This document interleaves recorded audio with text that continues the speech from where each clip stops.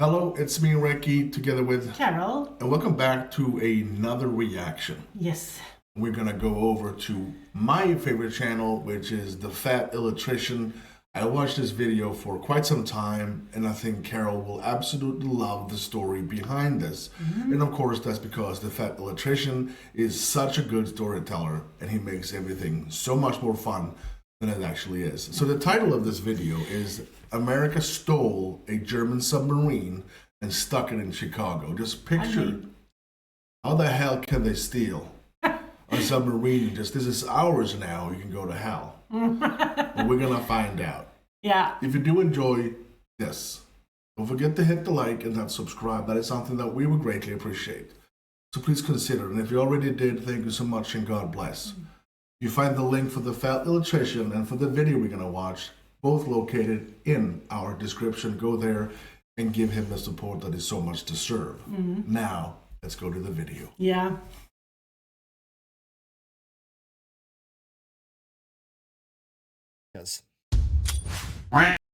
Go back a bit here because he's talking in the beginning and it's feel like it's kind of low. You know what you call the only Type 9C German U-boat left in existence?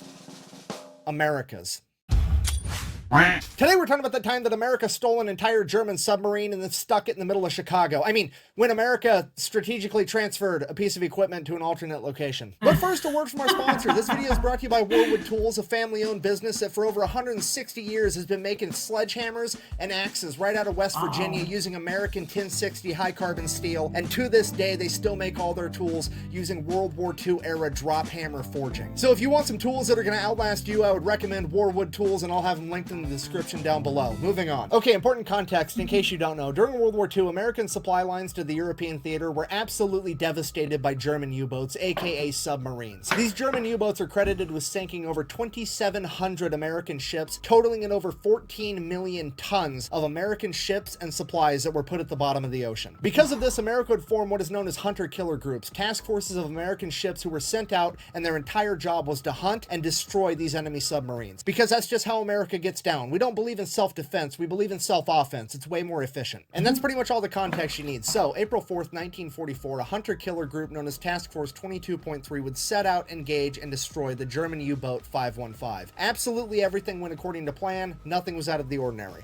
They hit it with depth charges, critically wounding the submarine, forcing it to surface one last time to allow the crew to escape before the submarine would sink below the ocean waves forever. But it was on this particular day that the American commander Daniel Gallery would take unique notice of the fact that the German submarines always surfaced to allow their crew to escape, and he decided that he was going to do something unprecedented, something that no American sailor had done since 1815. He was going to send out a boarding party and steal that enemy submarine. He immediately puts a plan into action, assembling two separate boarding parties, each to be comprised of one officer and 8 enlisted men. And these 8 enlisted men are going to be the top 8 guys that you would absolutely want on hand to be able to address any problem that could arise with keeping this submarine from sinking to the ocean floor. People like the electrician, the machinist, the boatswain's mate, the torpedo technician, oh, and the photographer. Yeah, one of the 8 people going on the extremely dangerous and important mission is going to be a photographer because, you know, pics or it didn't happen, right? America's about to do some gangster shit. You best believe we're going to designate somebody to stand in the corner with the camera and yell "World Star" while we do it.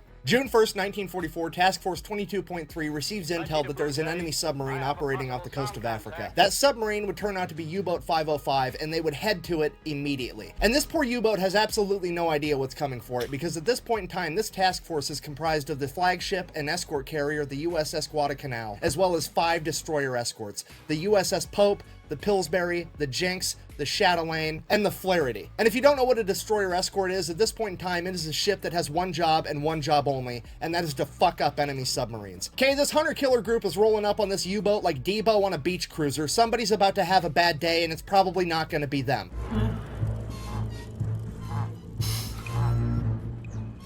Oh, shit.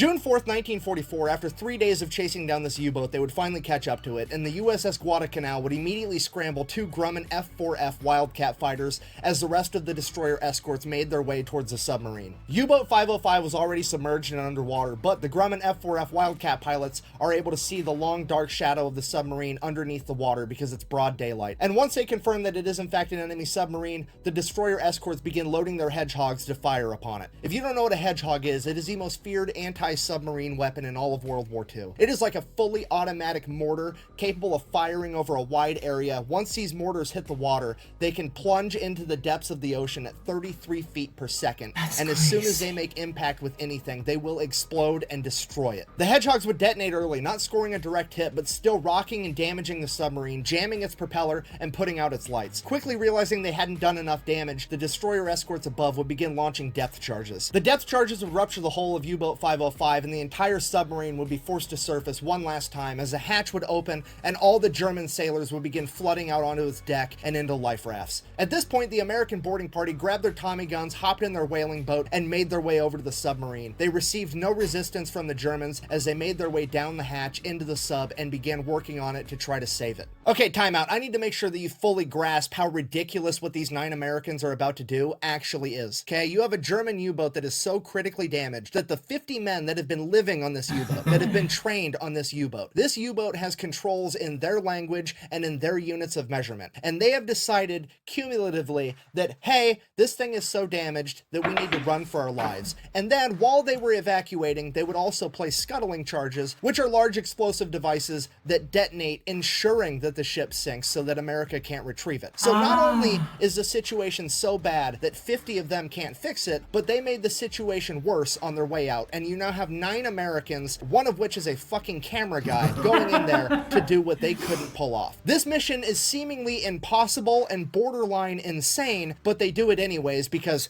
America. So they get inside the sub and begin going to work immediately. The torpedo technicians and ordnance officers begin defusing scuttling charges as the electricians go to work at trying to get the bilge pumps back up and running to pump water out of the submarine. And the damage control men and the machinists begin working on plugging holes and getting the motor back up and running. And while all of this is going on, the officer in charge of the American boarding party, Lieutenant Albert David, notices that the submarine is sinking so fast that there is now water pouring into the open hatch on top. And it is at this moment that he has to make a split decision. He either has to get his men out and save their lives, or he has to shut the hatch and give them more time to work. But if they can't pull it off, they are all going to die in that submarine. And without thinking twice, he closes the hatch. A few minutes later, the second boarding party would board U-boat 505, and they would attempt to open the hatch to get inside the submarine and help. But the sinking submarine had created such a powerful vacuum that it was impossible. So they did the next best thing. They got a tow line, tied the U-boat 505 to the USS Guadalcanal, as the USS Guadalcanal began towing the now sinking U-boat. Feeling that they were now moving, the Americans on the inside had an ingenious idea. You see, the U-boat didn't have enough power for anything but lights. They were running entirely on batteries. The reason they didn't have power is because the propeller was jammed, and the propeller was jammed because they couldn't get the motor going again. So what they did was they disconnected the drive shaft between the motor and the propeller, allowing the propeller to free spin in the current of the USS Guadalcanal as it's being towed. This would turn the alternator, generating power and giving the U-boat enough power to activate its bilge pumps and begin pumping water out of it. I cannot stress to you enough how fucking genius this was to do. This saved all of their lives for sure, and to be able to have the knowledge and wisdom to come up with a solution like that while you're actively fucking dying in a tin can under the ocean is incredible. So things are already looking up, but at a minimum they have to get that hatch back open so that the first boarding crew can escape if they absolutely need to. So the second boarding crew with their Tommy guns proceeds to pluck one of the Germans out of their life raft and force him, persuade him to activate the pressure valve, which is going to equalize the pressure inside and outside the sub, allowing them to open the hatch door. That happens, and the second boarding crew gets inside and also gets to work. And all this is going on, and there's 50 Germans sitting out there in life rafts like, fuck. Like, what do you do in that situation? You have just been outclassed on everything. I gotta watch that again. And also gets to work. And all this is going on, and there's 50 Germans sitting out there in life rafts like, fuck. Like, what do you do in that situation? You have just been outclassed on every conceivable level. Like, you were in combat, They damaged your ship to the point that you couldn't fix it. So then you tried to rage quit and blow up your own ship. And then they're like, no, I've changed my mind. And then they went in there and made it so you couldn't even sink your own ship. At this point, the rest of the task force goes around plucking all the Germans out of their life rafts because they are now prisoners of war, as Commander Gallery comes to the conclusion, fuck it, we're just gonna have to tow this sinking submarine while it's actively sinking all the way to the nearest American port, and we're just gonna have sailors in there working 24/7 around the clock to try to keep it above the waterline. Not a terrible plan, but the only problem is they're like 150 miles off the coast of Africa, and the nearest American port is 2,500 miles away, and if that wasn't bad enough, it's in fucking Bermuda, you know, where the whole triangle thing is. I mean, the disrespect with this is absolutely palpable. Could you imagine being one of these Germans sitting there like, not only are you not allowed to sink your own ship, you're not even allowed to rage quit. The Americans come in, steal your shit, and now they're gonna joyride it through the Bermuda Triangle and not even lose it just to flex on you like that? It's ridiculous. So they get everything buttoned up and they get underway, headed out to Bermuda. At which point, a couple days later, the commander of the German submarine wakes up in the infirmary on the USS Guadalcanal. Apparently, he had been hit in the head and lost consciousness for a number of days. At which point, Commander Gallery comes down to have a conversation with him, and he's like, hey, here's the deal. We stole your sub. We're towing it to the Bermuda Triangle for a joyride. It's gonna be great. The German commander absolutely refuses to believe him. He's like, that's not possible. I had 50 dudes. They weren't able to save that sub. We scuttled it on the way out for insurance. There's no way that you managed to keep that sub from sinking. At which point, Commander Gallery is like, oh, well, here's all the shit from your office that's distinctly not waterlogged. Also, if you look out the window, we're towing your submarine behind us right now. At which point, the German officer completely loses his shit. He starts crying. He's completely inconsolable. He's like, when my chain of command finds out that this happened, they're gonna torture me and then they're gonna kill me. Or the other way around. I don't know. This is absolutely terrible. But Commander Gallery, being the cool guy that he is, he's like, hey, buddy, pal, friend, you're gonna sit in a nice POW camp for the duration of the war. We're gonna win, and by the time you get to go back home, you're not gonna have a chain of command, and all of your leadership infrastructure is gonna be completely dismantled. I wouldn't worry about it. Didn't really make him feel better, but I thought it was funny. Now, so they're still making their way towards that big triangle thing, but pulling this submarine and keeping it from taking on water is a constant struggle, and it's starting to look like they're not gonna be able to keep enough water out of this submarine long enough to get it all the way to Bermuda. So, they start interviewing Germans, trying to find one with technical knowledge that would be willing to help them keep it afloat. And that is when they come across a young German sailor by the name of Felix Ewald, and he would inform them that not only is he not German, he's definitely not a Nazi, and he's certainly not a fan. He was conscripted when the Nazis invaded Poland, and he was basically being forced to be there, and that if America wanted help, he was happy to do so. So he would immediately go to work helping the Americans keep the submarine afloat the entire time as they traveled back to Bermuda. As the remaining German POWs began asking questions, what happened to Felix? What happened to Ewald? Where's Ewald? And they began looking for him every chance they got, searching everywhere they could find him. The Americans had told him that they killed him, but they didn't believe it because they knew he was Polish too. So they just kept looking and looking, scanning everywhere. And this would be the inspiration for the childhood book, Where's Waldo? I'm just kidding, I made that part up. Anyways, with the help of Felix, they managed to tow this submarine all the way to Bermuda. They get it fixed up. It's definitely not gonna sink, at which point they get to go in and really start looking at what intel they had managed to gather. And holy shit, there is an up-to-date active Enigma cipher machine on board. This is what the Germans were using to send all their secret military communications, and it could prove absolutely invaluable. They also had a bunch of up-to-date ciphers and a bunch of other documents that were deemed so important that they were printed on water-soluble paper so that if the boat did sink and these documents got wet, they would completely disintegrate and be unrecoverable. It is at this point that the American leadership decides the Germans have to think that this boat went down and everyone died. We cannot let them know that we have this information because now we're going to be able to decode all of their secret transmissions and we don't want them to change the code. So they take U-Boat 505, they actually paint it to look like an American submarine and then start referring to it as the USS Nemo, which if you don't know is Latin for no one. They then take all the German POWs from U-Boat 505, send them to Louisiana, where they are going to be completely segregated from all the other POWs, so nobody knows who they are or where they came from. All the American sailors are then ordered to turn over all of the souvenirs that they gathered out of U-Boat 505 and to shut the fuck up about it. And as far as anyone on the planet needs to be concerned, this U-boat is at the bottom of the Atlantic Ocean, 150 miles off the coast of Africa. Nobody can know that we have this.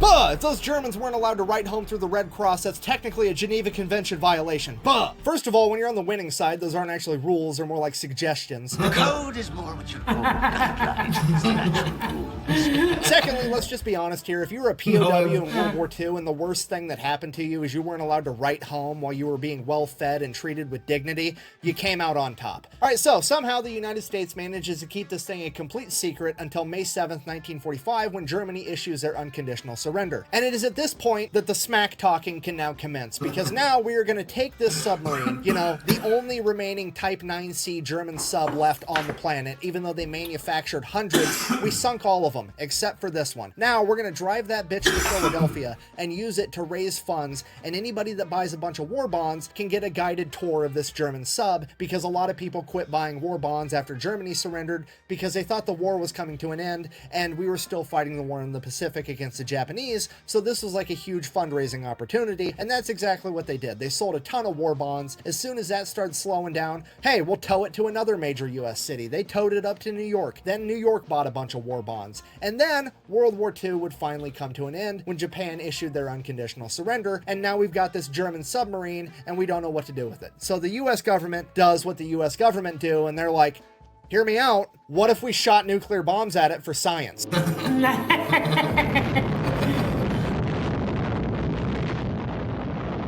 At which point, Commander Gallery, who's now an admiral, chimes in and is like, no, I stole that thing fair and square, we're keeping it. So he ends up orchestrating a deal with the city of Chicago where the US government will donate the submarine to the city of Chicago as long as the city pays to have it shipped all the way there. And that's exactly what happens. They took a Type 9C German submarine, the whole thing, in one piece, and put it in Chicago, you know, like the major city that's the most inland of any other city in America. It's literally fucking 2 Germanys into America. Yes, that is to scale. An incredible logistical feat is the icing on the cake for one of the most amazing and utterly disrespectful stories to ever come out of World War II. And I'm happy to say that if you would ever like to go see U-Boat 505, you still can, because it is still in Chicago today at the Museum of Science and Industry, where it currently sits as a proud member of the second largest navy on the planet, America's fleet of museum ships. Thank you for watching. Best way to support the channel is go buy some merch at thefatelectrician.com. Quack, bang,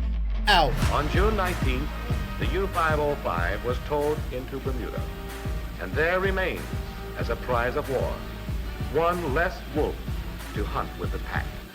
Oh, wow. Yeah. I love that he had access, that he can get all of these stories and information. This is so great. Yeah, and I absolutely love 99.9% of everything that he puts out on his channel. It's just pure joy to watch, because he tells you a story, and he tells you his story so well and with such comedy, and I love the fact that they this is just a commander thinking, I want that, and everyone just, how do you want a submarine? Yeah, I want that. Yeah. And he just said, you guys are going over, and they fixed something that the Germans thought were dead. And I loved it. I loved it. It's just stories coming out of it. It's stories that you actually don't believe in, but you do, because it's real pictures and there's actually a submarine in Chicago. Exactly. So if it haven't been that, you just know you're kidding me. But it actually is true, and it's crazy. Yeah. Have you been and looked at it? Yeah, that would be really cool to go look at. Wow. It. Because it's just such a treat that they just stole the U-boat. They stole the submarine.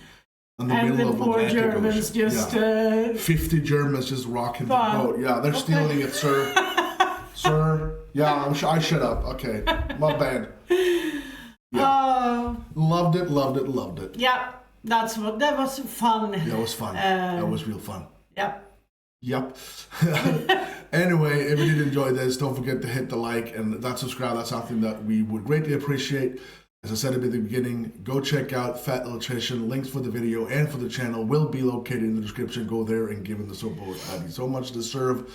A big thank you to everyone who supports us on Patreon and channel membership. No matter what tier, you guys are completely amazing. Same goes to the PayPals, GoFundMe's, the Super Thankers, and the best community on the planet. You, our comment section. Thank you so much for watching. Yeah. I'm Recky. And I'm Carol. You stay safe.